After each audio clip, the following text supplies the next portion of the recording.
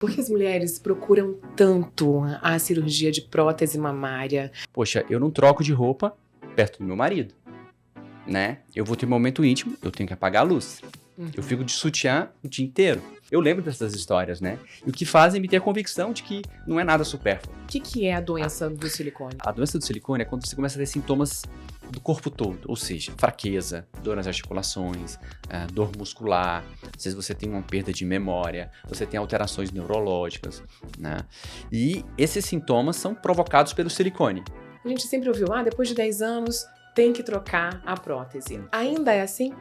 Não, não é. Quando a gente fala de prótese de silicone, atrapalha a amamentação? Da cirurgia de mamoplastia, que envolve a retirada de tecido, vamos dizer que ali eu estou diminuindo a fábrica de leite.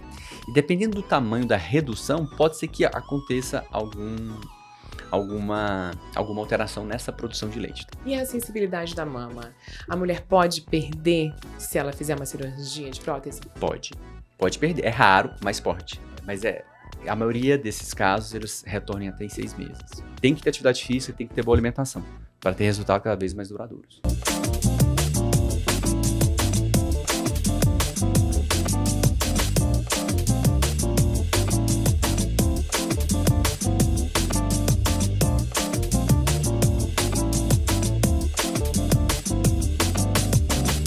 Oiê, que bom que você chegou para mais um bate-papo. Eu sou Vivi Costa e hoje a gente vai conversar sobre cirurgia plástica.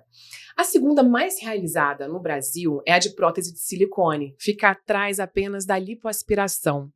E até que ponto a busca pela perfeição, pela melhora da autoestima com a cirurgia plástica pode prejudicar a saúde? Vamos conversar hoje com o cirurgião plástico Silvio Mesquita. Seja muito bem-vindo, que bom que a gente vai poder ter esse bate-papo aqui. Obrigado, Vivi. Poxa, super bacana de estar aqui falando sobre um tema que é fantástico, ele cria muita curiosidade, né? E você levantou alguns assuntos aí que eu tenho certeza que muita gente tem interesse de saber a respeito, aprofundar um pouquinho, e também para a gente desmistificar algumas coisas assim que vão ser super importantes, cada vez pensando em ajudar as pessoas a fazer melhores escolhas na vida delas, né? Exatamente. Tem muitos mitos e verdades em relação a isso. A gente vai tirar essas dúvidas hoje aqui, né? Bom, vamos falar a respeito todos esses aspectos aí. Me conta, por que as mulheres procuram tanto a cirurgia de prótese mamária? É muito mais uma indicação, na verdade, de uma busca estética ou uma indicação médica? Na escolha, na hora de definir, poxa, eu vou fazer uma cirurgia ou não irei fazer uma cirurgia, tenho que pensar, o que está me levando a procurar um médico? Então, quais são os incômodos que estão me levando a procurar ajuda para resolvê-los, né? Porque você falou assim, se é um excesso de preciosismo, né? Se seria algo supérfluo ser submetido a uma cirurgia plástica, mas de fato existem dores, existem incômodos que são só nossos, né? E muitas vezes a gente não compartilha. E a todo momento essas pacientes, essas mulheres, elas estão sendo julgadas por conta quando elas mencionam aquele desejo de ser submetida a uma cirurgia. E elas me contam isso. Até o nome do programa fala muito bem isso, né? Viva mais, viva bem. Que a cirurgia plástica também é promoção de saúde, né? Pelo conceito da OMS, pensa que saúde não é apenas a ausência de doença, mas é um bem-estar, que ele é físico, ou seja, teu corpo está funcionando bem fisiologicamente, ele é um bem-estar mental, né? O quão os teus pensamentos estão atrapalhando as tuas rotinas, vamos dizer assim. E um bem-estar social, né? Como você se enxerga diante do mundo. E a cirurgia plástica ela é capaz de provocar modificações bem nesse último aspecto, que é o bem-estar social. Como aquela mulher, né, ou seja, o homem também, se percebe diante do mundo, né? Existem incômodos que as pacientes me relatam que são assim incríveis, né? Então, você pensa, poxa, eu tenho um filho pequeno, a gente não viaja para praia, porque eu não quero colocar um biquíni, eu não quero colocar um maiô, eu tenho vergonha da minha barriga, né? São alterações típicas da gestação, certo? Mesmo que a paciente faça de tudo, ela pode ter, né? Poxa, eu não troco de roupa perto do meu marido, né? Eu vou ter um momento íntimo, eu tenho que apagar a luz. Eu fico de sutiã o dia inteiro. Então, socialmente, é uma mulher que tem algum tipo de limitação. E que está impactando no dia a dia dela. No dia a dia dela. Então, quando eu penso em cirurgia plástica, e até você falando sobre a gente conversar se é preciosismo ou não, se é saúde ou não, realmente é necessário ou não, eu lembro dessas histórias, né? E o que fazem me ter a convicção de que não é nada supérfluo. Certo? O homem, ele engorda um pouquinho, o que que ele faz? Ele põe a camiseta pra Pra fora da fora. calça, é fácil. Agora uma mulher se incomoda. Então, os maridos vão lá na consulta, eu acho bacana isso. As pacientes começam a me relatar, aí eu olho pra ele. E aí? Precisa fazer nada disso, né? Ele não precisa. E eu até pergunto, quantas vezes vocês já deixaram de sair porque ela não achou uma roupa para usar, né? Assim, que seja uma coisa pequena, a mulher às vezes não sai por conta disso. Então, existe um impacto social nisso, né? Então, eu vejo o crescimento da cirurgia plástica muito nessa direção, né? As pessoas começam a olhar mais para elas e começam, através das redes sociais, terem acesso a informações que antigamente eram mais difíceis, para tirar algum daqueles receios, daqueles medos, uma capacidade de conectar com os profissionais que ela está buscando, né? Então, eu enxergo a cirurgia plástica muito disso, né? Você faz tua rede social. Rede social ajuda a ter mais informação, ao mesmo tempo tem sido uma cobrança maior? Tem sido um dos motivos para procurar também uma É, cirurgia plástica? Porque vem com essa história de, parece que tudo é muito perfeito, né, nas redes sociais? essa pergunta, ela me lembra do meu início, né? Vou falar agora da parte de por que que eu iniciei com rede social? Eu faço, né? Por quê? Porque eu quis dar informação de qualidade. Porque eu comecei a perceber que existe muita informação errada na história ali, né? Então, poxa, ao invés de eu combater essa informação errada, deixa eu começar a dar informação que é correta, né?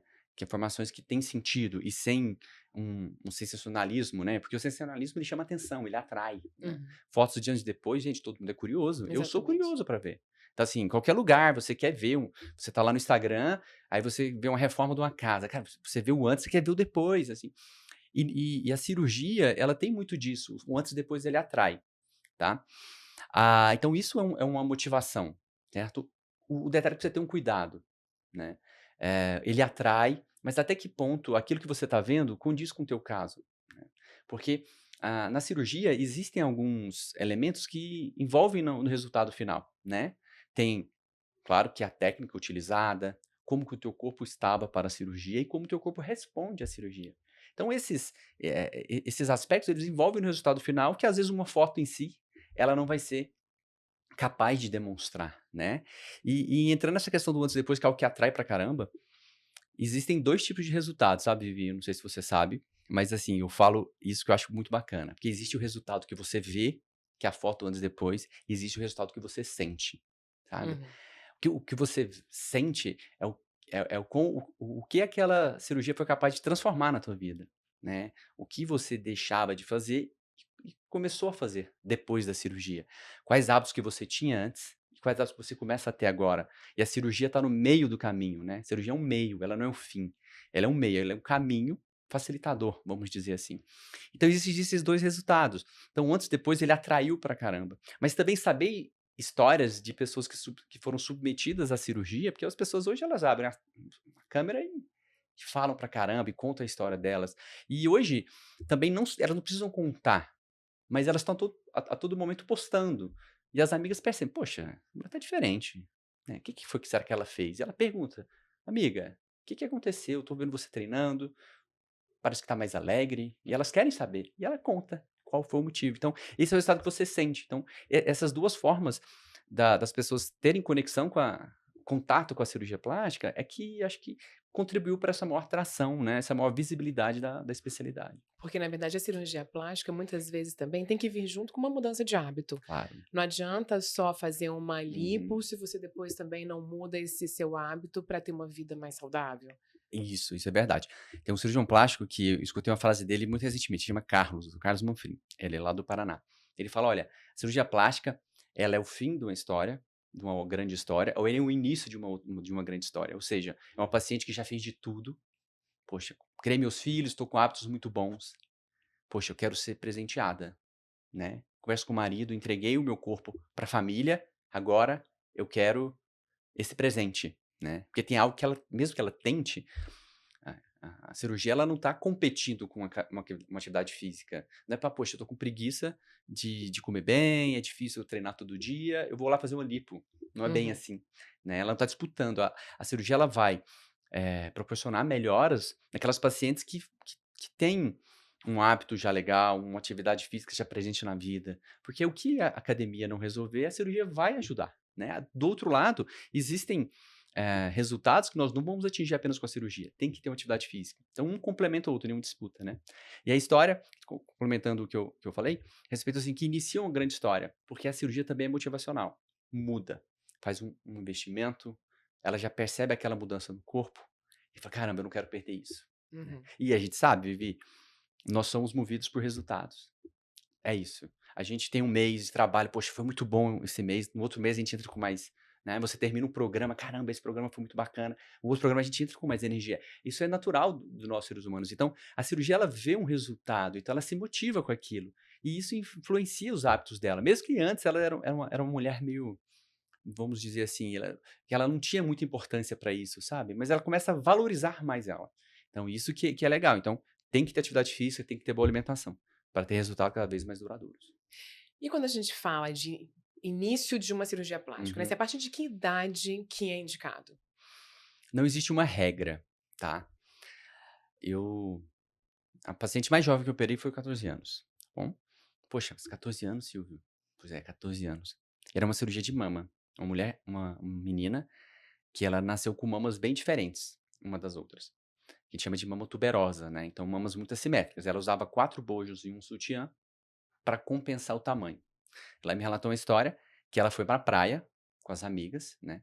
E ela entrou no mar, poxa, levou um caldo ali da onda e ficaram boiando os bojos. Aí você imagina o constrangimento dessa menina de 14 anos, né? Sim. E ela tá na escola, naquela fase da adolescência e tudo mais. Então, a Ciro, ela tem uma restrição social por conta do aspecto da mama. Ela não vai pro clube com as amigas, enfim, ela tem uma restrição social. E aí?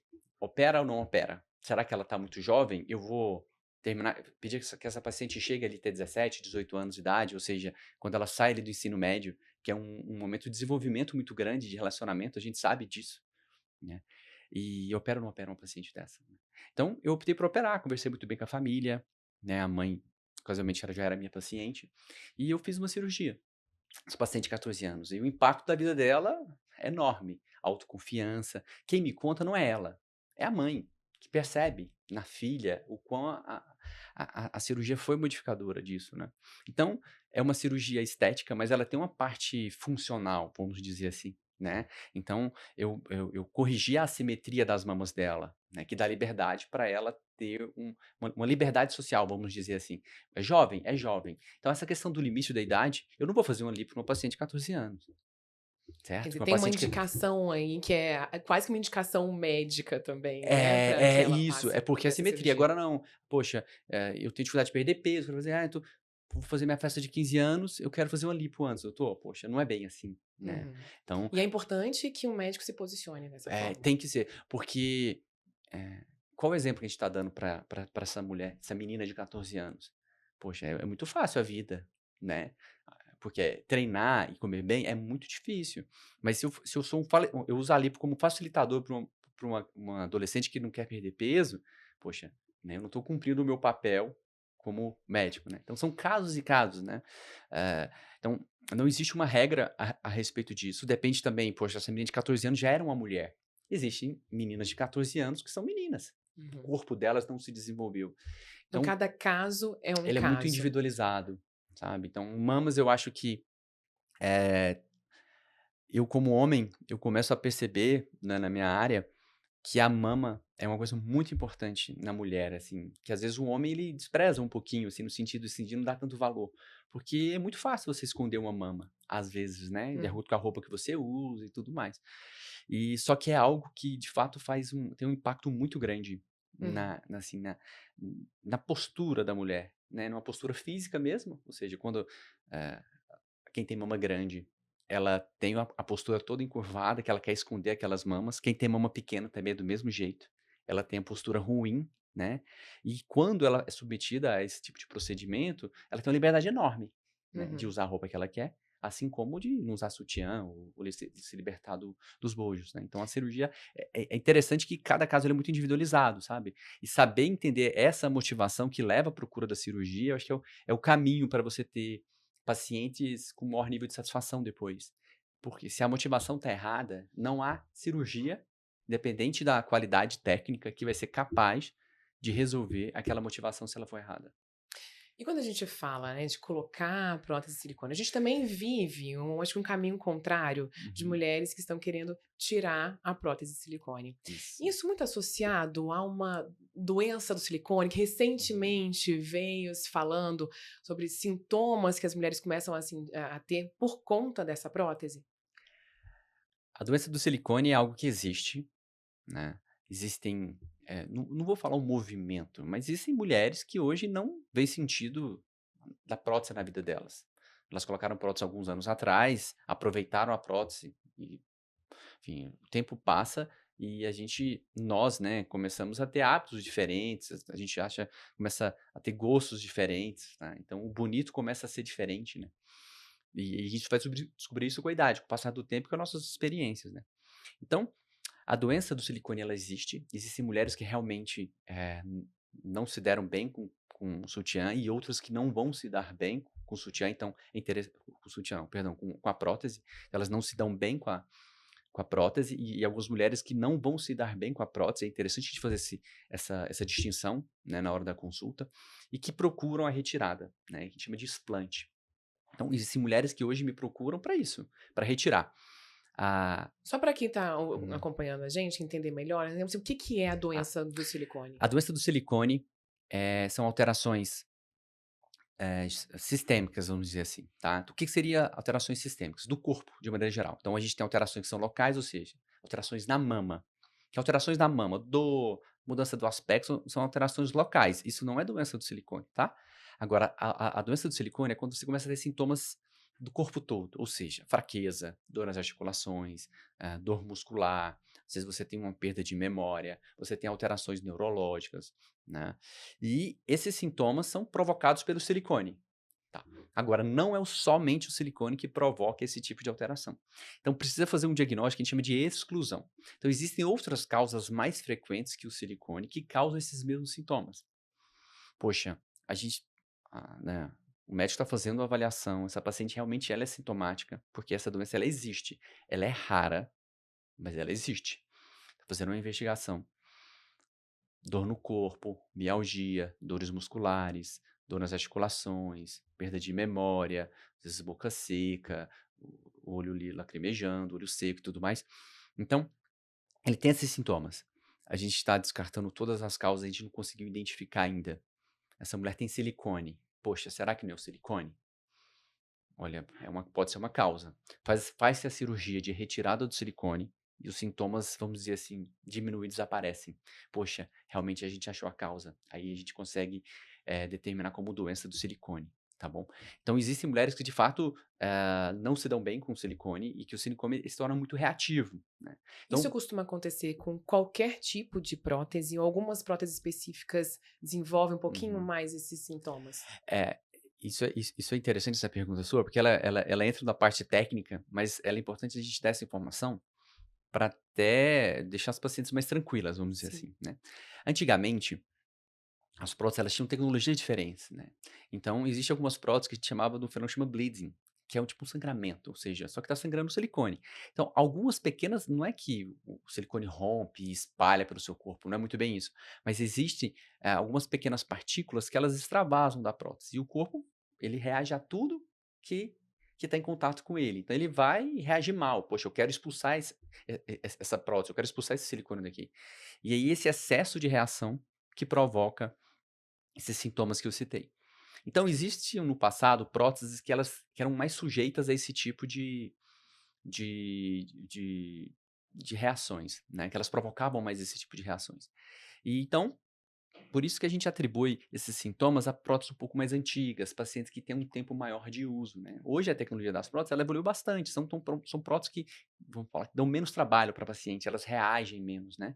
E hoje existe uma gama bem variável de próteses, de textura, né, textura é aquilo que envolve a prótese. Então se você tem uma prótese que ela tem um excesso de nível de reação do corpo, né, a chance de você ter alguns sintomas relacionados é maior, né, mas a tecnologia ela vem evoluindo muito para ter menores complicações. Além disso, a evolução da técnica cirúrgica, né? Hoje você tem maneiras de colocar a prótese que diminuem muito a contaminação, né? E se você diminuir a contaminação, você vai diminuir a chance de reação em relação a essa prótese.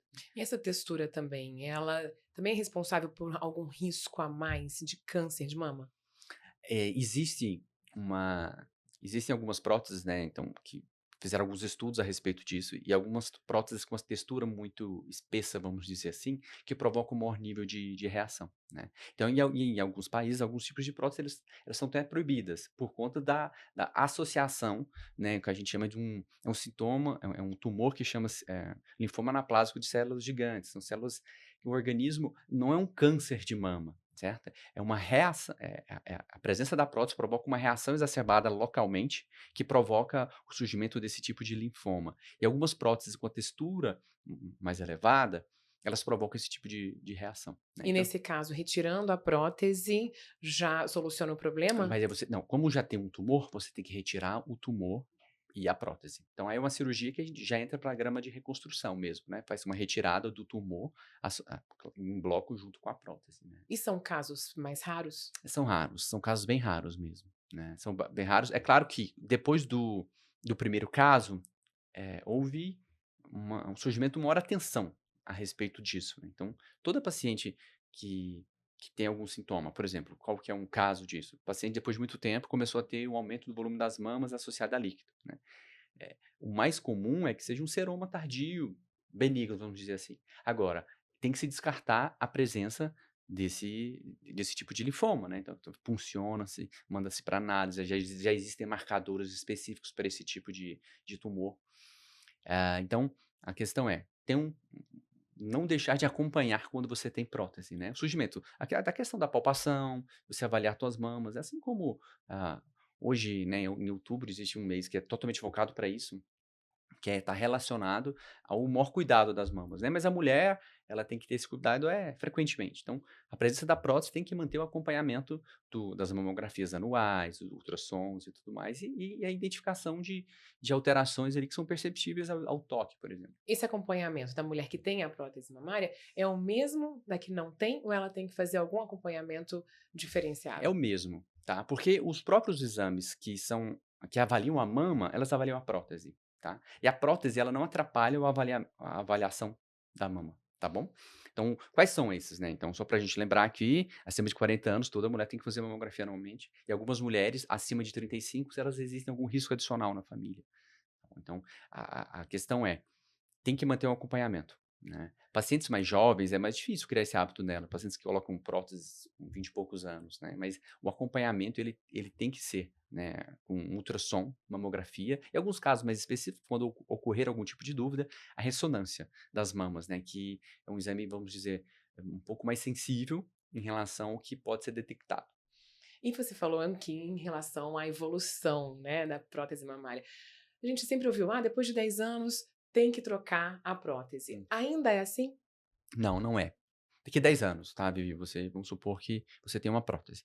Daqui 10 anos você olha: "Poxa, tá tudo ok com a minha mama, né, ah, os exames estão todos normais, tá tudo normal com a tua mama, esteticamente tá te agradando, não tem necessidade de trocar". O detalhe, a prótese ela não tem data de validade, ou seja, não é que a gente operou hoje, volta daqui 10 anos pra gente trocar a tua prótese, não é bem assim. Mas também não significa que ela seja vitalícia, Hum. tá. Então, vamos dizer que o maior motivo de uma troca de prótese é o descontentamento estético a longo prazo do que a simples a presença, porque deu algum problema na prótese. Por quê? Porque existe que a gente não consegue parar algo que é o processo de envelhecimento. A gente nós estamos comendo melhor, nós estamos com hábitos mais melhores, o que está melhorando nossa qualidade de pele. Agora, existe uma coisa que chama gravidade e o envelhecimento natural, que Não as tem mamas como a também. gente fugir disso, né? É, a gente não é, o que que é o detalhe? O detalhe não é a gente parar esse processo, vamos dizer, nos darmos bem com ele, né, ou seja, hábitos que posterguem, né, o nosso envelhecimento. Então, a principal causa é isso, né, porque a pele da mama também envelhece, a pele da mama cede. E aí, algumas mulheres se incomodam com isso. E aí, na oportunidade de fazer uma nova cirurgia nas mamas, opta-se por uma troca de prótese, uma prótese mais moderna. Porque hoje as próteses, elas são diferentes de 10 anos atrás, né. E essa questão do tamanho da prótese, né, de repente querer ir aumentando, Uhum. colocar uma prótese muito além da estrutura que o corpo, tá preparado, isso também pode gerar um problema para a saúde? Pode, essa questão ela é complexa, por quê? Porque, eh, nós aqui eu não posso muito julgar os gostos alheios, né, então, Às vezes o que eu olho que é proporcional para mim, para paciente, é totalmente desproporcional. Ou ao contrário, ela, nossa, doutor, é por quê? Porque é uma questão pessoal, né? É o gosto, né? Então, a forma como eu trabalho é pensar, porque eu uso um tipo de técnica que ele depende de uma correta escolha do implante, tá? Muitas vezes não é o que você deseja, assim, na verdade não é o que você quer, né? É você me mostrar que tipo de resultado que você quer e eu medir o teu corpo e associar o teu desejo às medidas anatômicas. É assim que eu escolho uma prótese, né? E tem algumas mulheres que, poxa, querem volumes maiores do que eu acredito que sejam indicados para aquele caso. Porque a vontade dela, né? Elas falam assim, "Não, já que eu vou colocar uma prótese, doutor, tem diferença de preço? Uma prótese de 100, ou de 200, ou de 400? Não, é o mesmo preço. Ah, então eu quero a maior possível. Mas não é Não é bem por aí, assim. né? Assim, não é a forma que eu enxergo, porque eu tenho que ter resultado duradouro. E o que você falou, uma mama mais pesada, tá? Essa mama vai ficar bem posicionada? Será que ela não vai pro lado quando você deitar? Será que essa mama, ela vai tão pro lado que você vai perder a marcação que você deseja?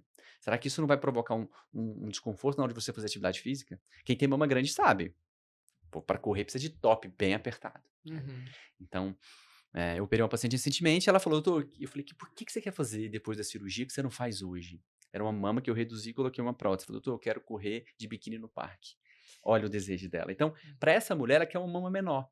Agora, existem mulheres que querem mamas muito grandes mesmo. Então, não cabe muito a julgar essa questão estética, vamos dizer assim. Mas é mais o que eu falei, você vai ter o que é mais pesado cai mais, a gravidade. Então, a gente tem resultados mais estáveis a longo prazo, com próteses especificamente escolhidas para o teu caso, né? Você tem que ter essa atenção ali, né? E ouvir o médico para poder É, ter essa é. decisão ali Porque, final. assim, eu sempre falo para os pacientes, olha, a cirurgia é para você, é o teu corpo, não é para mim. Aqui você está me escolhendo como que, para eu te orientar em boas escolhas. Você me escolhe para eu te orientar, né? Então, eu associo qual que é o desejo, quais são as medidas anatômicas, aí eu defino a estratégia cirúrgica. Eu acho que esse é o caminho para resultados bons, legais, que você tenha satisfação, que também dure muito tempo. Eu acho que isso é importante, né? A Sim. cirurgia ela tem que ter, você comentou, a questão de hábito de vida. Tô, mas e a cirurgia da mama, que seja uma prótese em si, você variou muito peso, vai ter diferença no aspecto da tua mama, né? Se você perder peso, a mama vai ficar mais marcada. Se você ganhar muito peso, vai diminuir a marcação da mama, vamos dizer assim. Então, Que a gente fala da qualidade de vida também, de como é que vai ser depois desse pós-cirúrgico, né? depois do pós-cirúrgico, isso. Vamos fazer aqui quase que um ping-pong de mitos e verdades, né? Quando a Vamos lá? gente fala de prótese de silicone, atrapalha a amamentação? Olha, eu tenho um exemplo desse em casa. A minha esposa, a Lara, né, eu estava comentando com vocês, tem um bebê de 1 ano e 5 meses e agora a Maria chegou tem 3 semanas. Então a Lara amamenta muito. E a Lara tem prótese. E ela colocou prótese alguns anos atrás.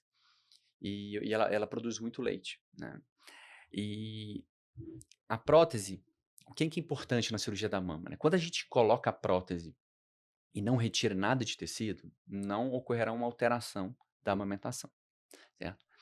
Agora, se eu coloco uma prótese e retiro o tecido mamário, que a gente chama de mamoplastia, ou nem precisa colocar a prótese, não é a prótese em si, mas a cirurgia de mamoplastia que envolve a retirada de tecido, vamos dizer que ali eu estou diminuindo a fábrica de leite.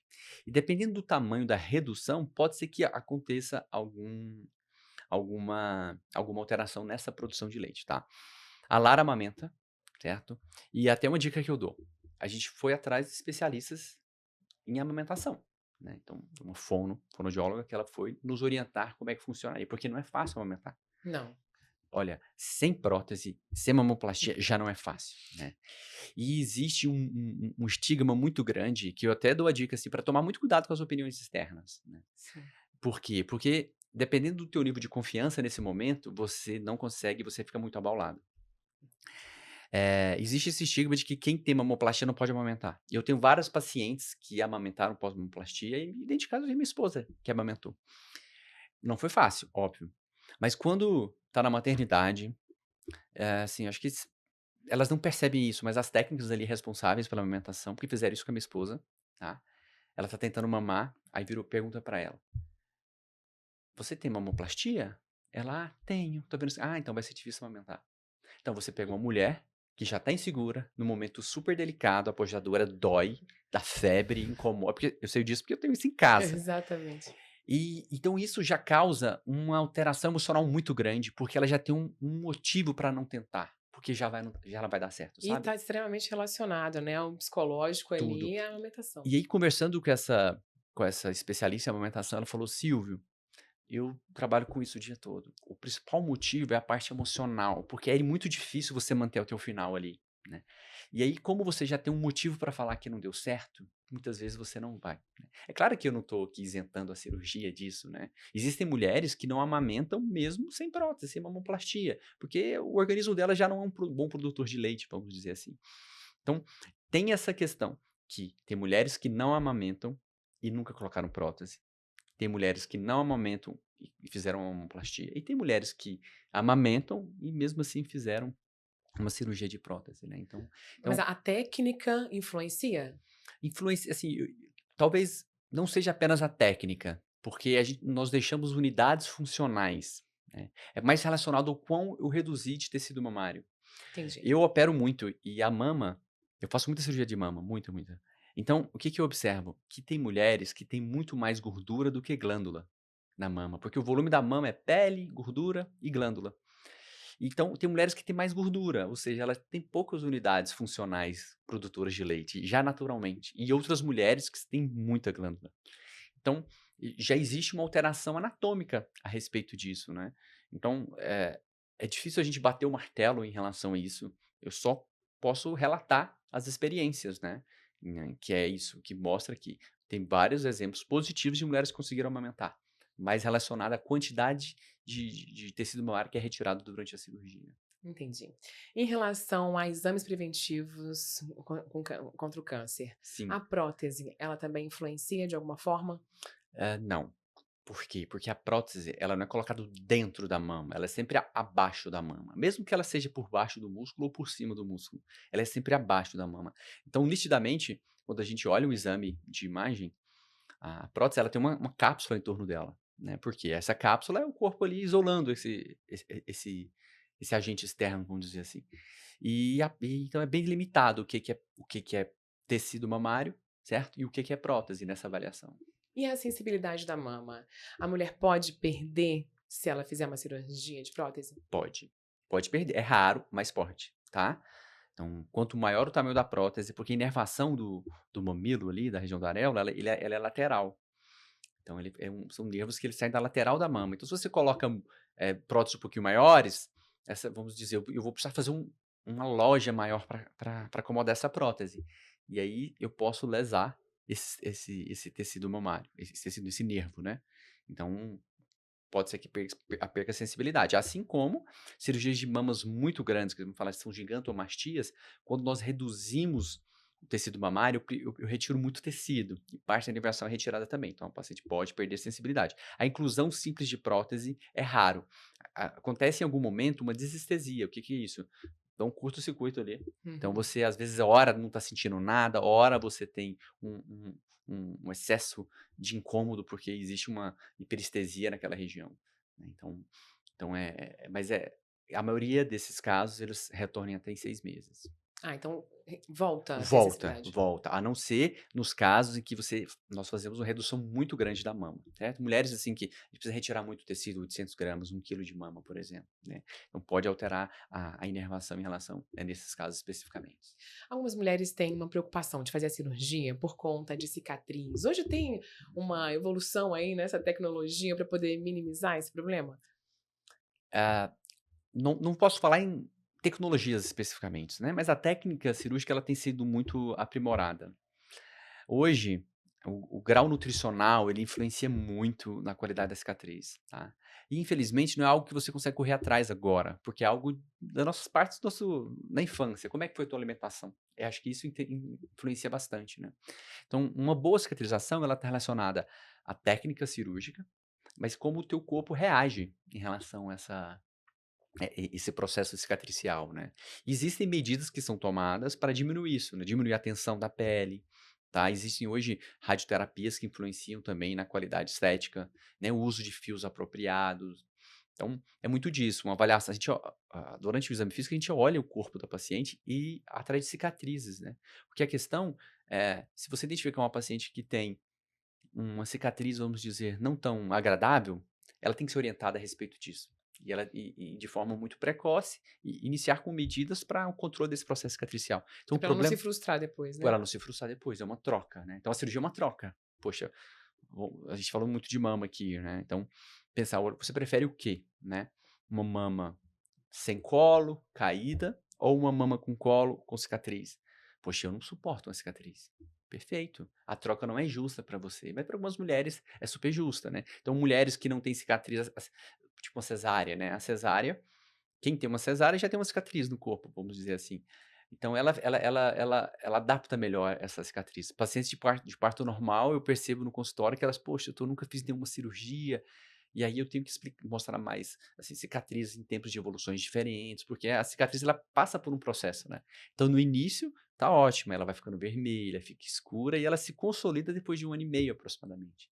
E até esse 1 ano e meio existe uma certa apreensão, né?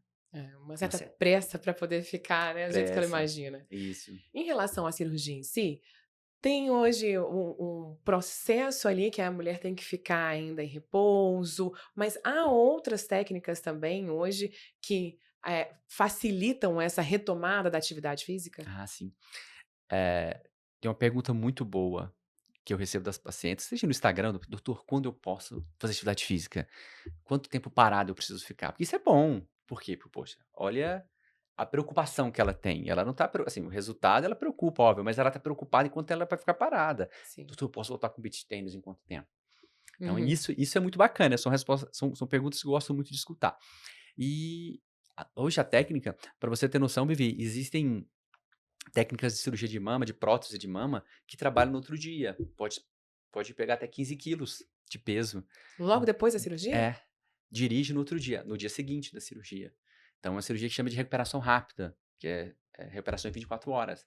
Então, é aquilo que a gente conversou a respeito. A gente escolhe uma prótese que o músculo seja capaz de segurar, uma prótese que é debaixo do músculo, tá? Essencialmente. O paciente termina a cirurgia fazendo os movimentos de elevação de braços. A cada hora vai fazer para relaxar esse músculo, para diminuir o desconforto pós-operatório. Então, tem muita técnica envolvida para evitar, que a gente chama de hemostasia prospectiva, ou seja, eu vou evitar que haja sangramento na cirurgia, para não irritar e diminuir o inchaço e a dor no pós-operatório. Então, vou colocar uma prótese que o músculo saiba capaz de segurar, seja capaz de segurar, uma técnica bem executada.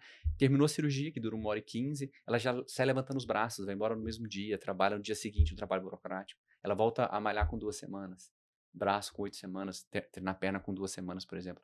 Então, esse é um dos motivos também das pacientes aumentar o número de cirurgias, porque, poxa, a recuperação ficou mais rápida, né. Então olha só, talvez eu vi aqui que você até assustou quando eu falei sobre isso, Foi, né. exatamente. Mas pra mim eu assustei quando eu fiquei sabendo da técnica.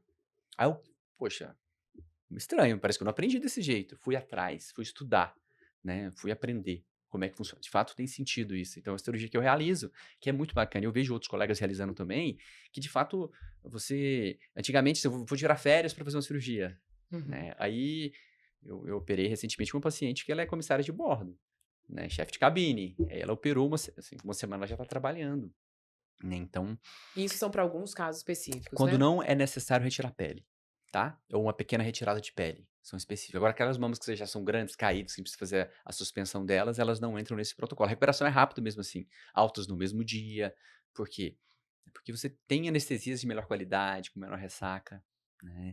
Então, isso promove uma ótima recuperação da paciente. Aí a gente, poxa, você não tá doente, tem que falar isso pra ela, porque se ela achar que ela tá doente, ela vai demorar a recuperar. Mas e os cuidados pós-cirúrgicos também são muito importantes, né, que São deve muito importantes, né. Então hoje os curativos, eles não há necessidade de fazer curativo diário, que já é uma facilidade muito grande, né. Você não tem alguém para fazer o curativo para você, porque são curativos que a gente troca ali com 1, 2 semanas, que são curativos que a gente mantém estéril.